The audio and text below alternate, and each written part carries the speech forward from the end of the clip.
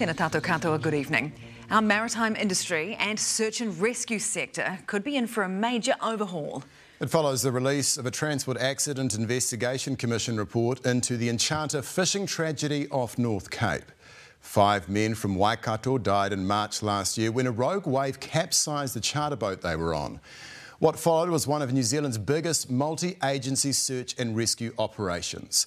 Now, in their most significant report in almost a decade, investigators have highlighted 6 major safety issues, made 17 findings and 9 recommendations, with a focus on fuel supplies for rescue helicopters and the storage of life jackets. Karen Rutherford has the story. It came out of nowhere, a colossal wave on the journey home from the Three Kings Islands that had catastrophic consequences. What followed was an almost 5-hour wait for all survivors to be picked up as Wellington's Rescue Coordination Centre scrambled to deploy rescuers. Ultimately, 5 men died. Everyone, whether it's crew or passengers on a commercial vessel or families and friends on a recreational vessel, deserves to be safe.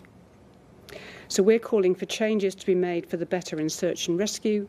The Transport Accident Investigation Commission's report suggests New Zealand is not prepared for major multi-casualty remote accidents such as this. This was at the upper end of capacity and capability for New Zealand, when in fact at any given point there will be larger vessels with more people and working in more remote areas. Lives may be lost if New Zealand's search and rescue response is inadequate and inefficient.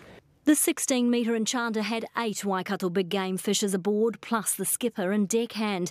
The report confirms what last year's documentary, Newshub Investigates the Enchanter Tragedy, highlighted, that sea conditions had eased to 1.5-metre swells when the vessel was hit. It says while Enchanter was seaworthy, it was closer to shore than it should have been.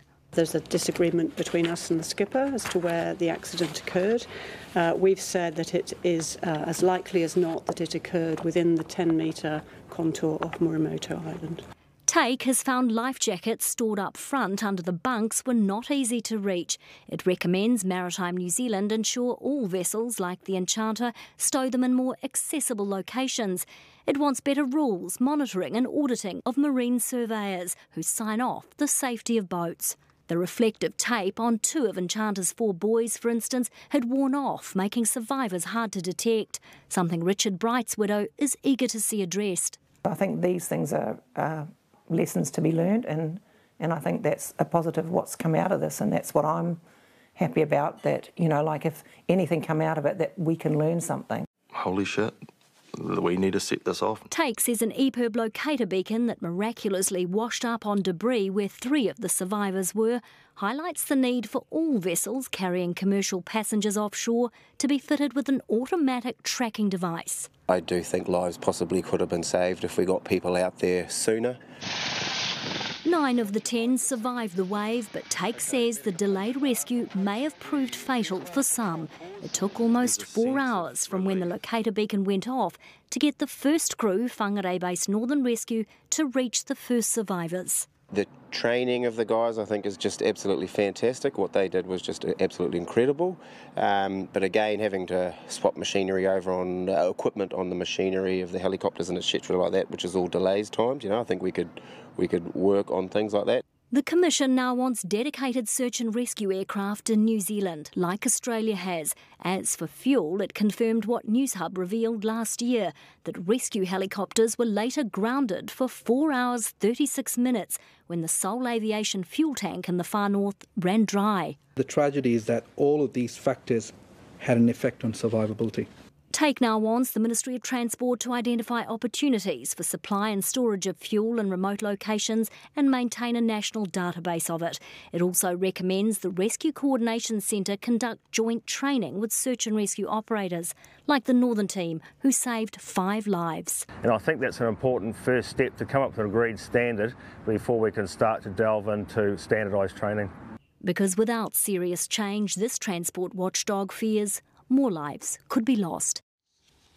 OK, Karen, well, is this report binding, and what do the government agencies and the skipper have to say about the recommendations? Well, Michael, the Transport Accident Investigation Commission are a non-binding commission of inquiry, but given the loss of 5 lives, you can expect there will be some action. They're a little bit like the chief coroner in terms of what they say in their recommendations. So policymakers will be looking at it, and we've already heard from the Minister of Transport this afternoon.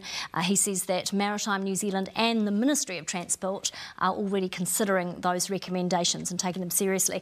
Now, the skipper, Lance Goodhue, we are yet to hear from him and to hear his impressions of the take report, but he is before the courts currently. He and his company, they're up on a total of 3 charges which they're challenging, and they'll be back in court next week. Well, thanks for that, Karen, and for all your extensive reporting on this tragedy.